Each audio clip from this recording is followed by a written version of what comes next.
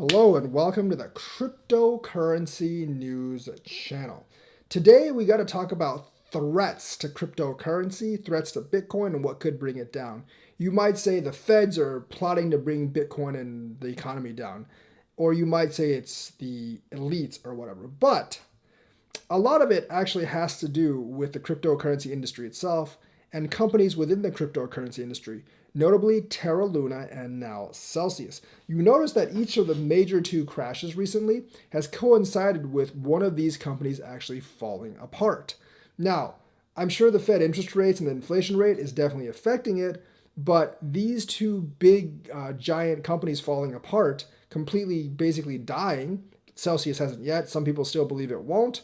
I believe Celsius finished. I think has made people lose confidence in the cryptocurrency industry and has basically participated a big way in both these drops. So what are actually other threats, either loaning platforms or algorithmic stablecoins we're going to look at that could possibly tank the market in the future? Let's look at loaning platforms first because there's quite a few algorithmic stablecoins I want to look at.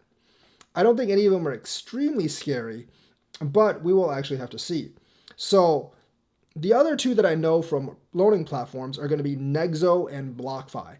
BlockFi, for one, is actually a registered security, so it's actually regulated. I don't have any problems with problems with BlockFi. I actually think BlockFi is fairly safe. Nexo, actually, which offered to buy Celsius, which I find extremely funny, I think is okay as well. It doesn't seem to be as nearly on bad footing as Celsius. It'll probably survive. So I don't see like any of these big giant loaning platforms going kaput. I think Nexo is a little bit more risky than BlockFi, but I think they're both okay. So let's actually jump to the algo stablecoins. The first one I want to look at is USDD. Or Tron. Well, it's Tron stablecoin. It's not actually Tron. And the thing is, yes, it's a little bad because it is depegged 97.8 cents. But we have to look at the fully diluted market cap. It's only $707 million. The circulating supply is only $723 million. And they said that Alameda Research is trying to depeg them. But the thing is, like, Justin Sun does have a lot of assets, and his excellency did say he just deployed $700 million worth of assets to repeg USDD.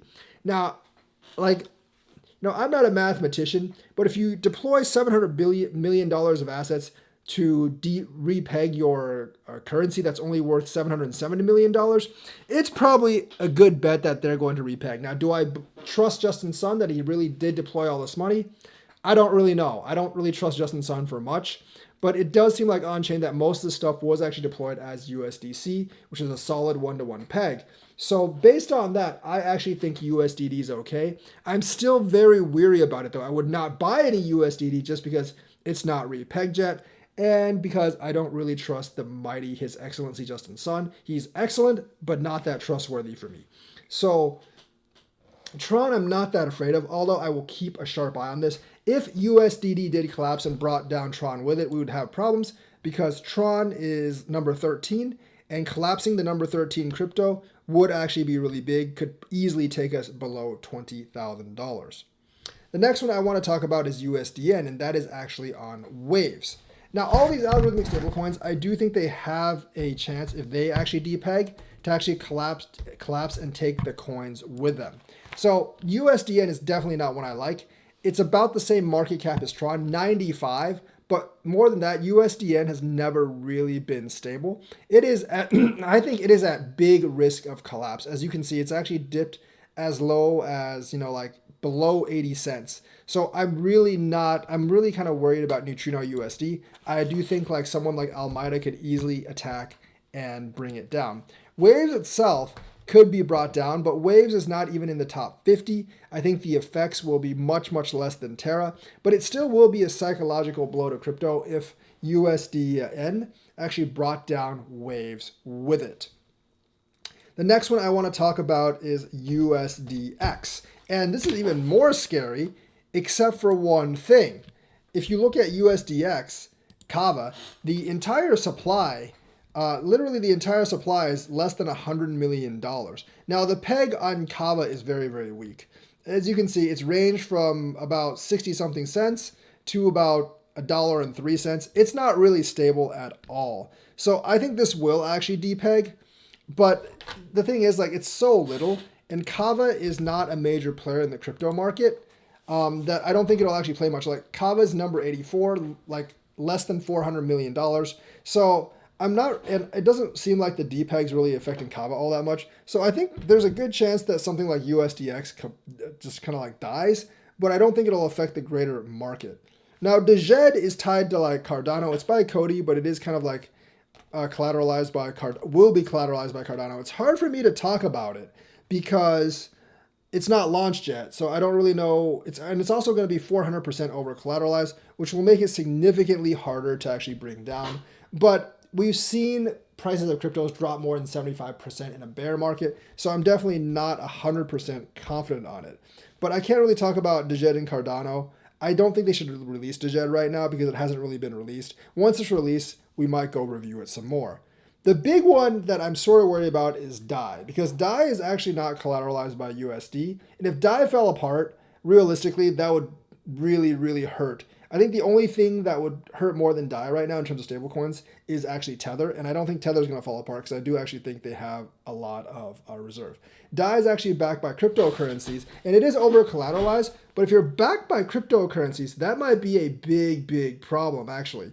Because as the value of cryptocurrencies goes down, the value of your collateral will actually go down too, and you could actually become depegged. Now, DAI for the most part I think looks kind of healthy. So I'm not too worried about DAI right now. It's still at $1, and it's basically been swinging around $1 for essentially like years and years. Like, I don't think it's dropped below 99 cents. For years and years. So it's actually pretty stabilized. The over collateralized stuff really does actually help it, and it's been survived at least the test of time. It did survive most of the last bear market, although it did range up to $1.08 and did go down to about 97 cents. So a little bit of fear there, but if DAI actually collapsed, if somehow Alameda did manage to collapse DAI, or someone else decided to collapse DAI, that would be horrible, horrible for the market, because DAI is kind of tied to some of the Ethereum stuff. And the thing is, it's number 10 right now, so the collapse would be really huge at $9.3 billion. So those are the risks to crypto. I don't think any of them are really that high. I think the riskiest ones are USDN and USDX, but they're kind of tied to smaller cryptos.